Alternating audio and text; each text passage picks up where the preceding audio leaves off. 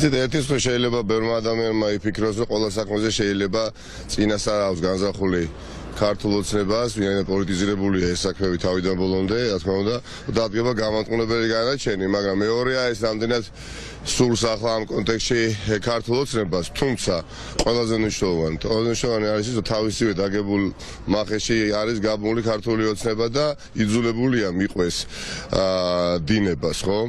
აღძრეს საქმეები პოლიტიკოსების წინააღმდეგ, მედია მენეჯერების წინააღმდეგ, ფლობელების წინააღმდეგ და ბუნებრივია აქ უკადასახები გზა მათ არ აქვთ. ახლა თუ ვინმე იმას მეტყვის, რომ ეხა ხელისუფლება ნიკა გვარამიას თვის გამომართებელი განაჩენის გამოტანისთვის ემზადება, ნუ უბრალოდ არ დავეთანხმები, ხო? შეუძლებელი არის, ეხლა თქვენ რა გონიათ, რომ ეხა ნიკა გვარამიას წლების განმავლობაში რა ცილის დასწამეს, რა პროპაგანდას აწარმოეს, რა რესურსის დახარჯეს ამ ყველაფერში, ერთი მოსამართლის, თანაც მართული მოსამართლის გადაწყვეტილებით ამ ყველაფერს ხაზს გადაუსვევენ და ნიკა გვარამიას მიცემენ და ჩვენ მოგცემენ იმის შესაძლებლობას, რომ თქვათ, რომ ხო ხედავთ, თქვენივე სასამართლომაც კი ვერ გამოიტანა გამოტყუებული განაჩენი. არა, ამას გულისხმობ, ეს არის დიახაც თავისივე ხალხში გაბმის მდგომარეობა და იგივე ხდება ბატონი მამუკა ხაზარაძისა და ბადრი ჯაფარიძის შემთხვევაში ისინი იძულებულნი არიან, რომ ამ დავას გაყვნენ, მხოლოდ ყოველთვის თავი დავანებოთ ამაკლი სპორტის გამო, ხო? ისინი ცდილობენ, რომ მამუკა ხაზარაძისა და ბადრი ჯაფარიძისთვის რეპუტაციული ზიანი, რაც შეიძლება დიდი მიეყენებიათ და მიაყენონ.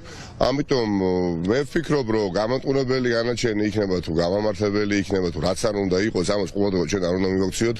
მე ვიცი ადამიანების თანამებრძოლების თანამოაზრეების განწყობა ვერავის ვერც ციხით, ვერც დაკავებებით ვეღარ გაგვეჩერებენ, ეს არ არის ხმამაღალი ნათქვამი და ვინმეს გასამხლებებელი ნათქვამი. ეხლა რეჟიმთან ბრძოლისას შენს ეცემი დროებით შეიძლება შენი მეგობარი თანამებრძოლი გამოეთიშოს ბრძოლას, იმიტომ რომ ეხლა ოლიგარქიული წესწყობილება როდესაც მით უმეტეს და მხოლოდ პოლიციურ ძალადობრივ ჯგუფებზეა დაყრდნობილი, ნუ რას უნდა ველოდებოდეთ სხვა, მაგრამ ფინალი როგორი იქნება?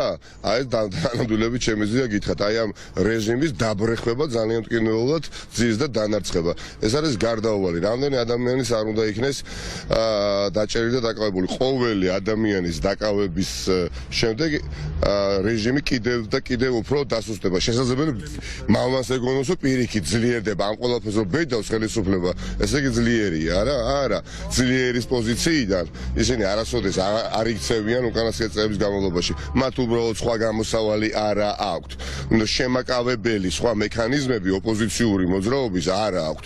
ამიტომ სხვადასხვა მექანიზმებს იგონებენ ახლა ის რომ შეზღუდონ სარეკლამო, ასე თქვა, რგოლების განთავსება კრიტიკულ მედიაში, რაც აუცილებლად დაარტყამს ფინანსურად, რა თქმა უნდა, როგორც ტელეკომპანია თავარს, კავკასიას, ტევ პირველს, ფორმულას, ხო?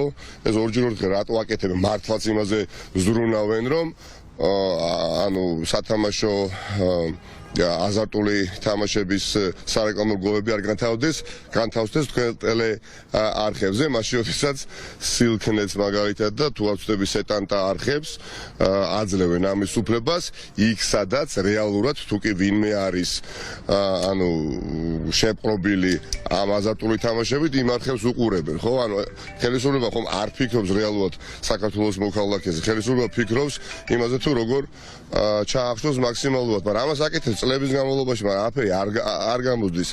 თავარი არის ჩვენ ძირფასო მეგობრებო, რწმენა იმისა, რომ ჩვენ აუცილებლად გავიმარჯვებთ. მაგრამ ისიც არ უნდა დაგვაუწყოთ, როდესაც ოლიგარქი ყავს, მოწინააღმდეგე, თავისი მილიარდებით და როდესაც მის უკან რუსული სპეცსასახურები დგას, რა თქმა უნდა, ბრძოლა რამდენადაც მძიმეა, იმდენად საპატიოა, და ამ ყველაფერს სჭირდება ნებისყოფა და სიმტკიცე.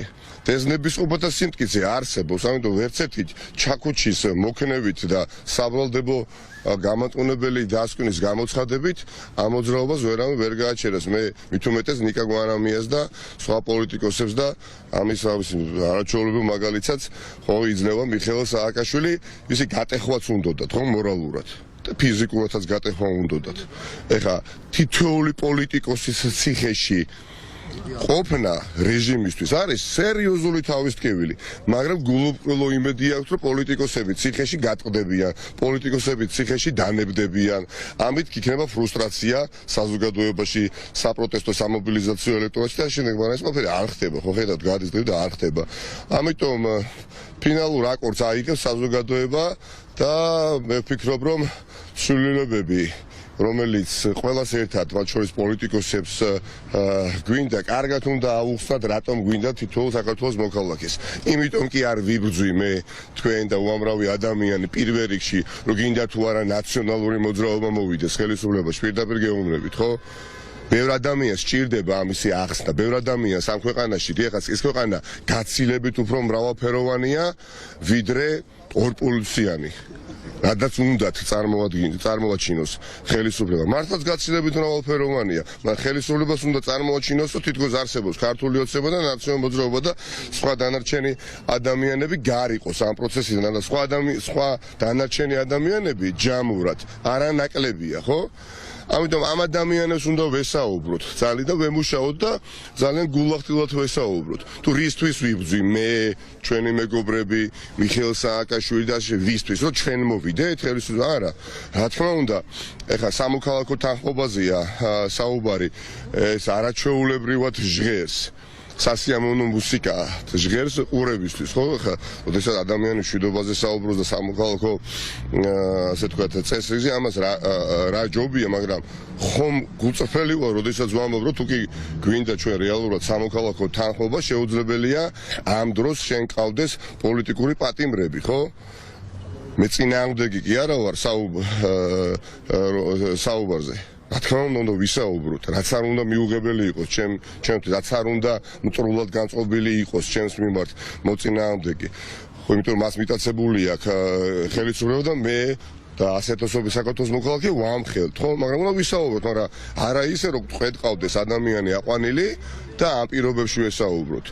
ამიტომ თუ რეალურად, შესაძლოა შერიგებაზე და მე სიტყვა შერიგება მეც მაინდა-მაინც მართლა არ მოწონს ეს მე უფრო თანხმობას ვიტყოდი, სამოქალაქო თანხმობა მნიშვნელოვანია და ეს იმას არ ნიშნავს, რომ ყველას ერთმანეთი შეგვიყვარდეს, აი ხშირად ბოლო დღეების განმავლობაში მოგვისმენია, რომ ვინ ვის უნდა შეურიგდეს ხალხო, რატო უნდა შეურიგდეთ?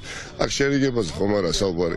ვინმე კი არ უნდა უყვარდეს და ხელი-ხელ ჩაკიდებული კი არ უნდა იარონ ახლა რუსთაველის გამზირზე აუცილებლად. აქ საუბარია ძირეულ პრინციპებზე შევთანხმდეთ, ხო? და ამ ყველაფერს ქვია კონსტიტუცია. როდესაც შენი სახელმწიფო იმართება სამართლებრივად და სახელმწიფო ინსტიტუტები არსებობენ, ხო? და ვთანხმდებით ჩვენ მოქმედების წესებზე, ბევრი პრობლემა უმალვე წესრიგდება.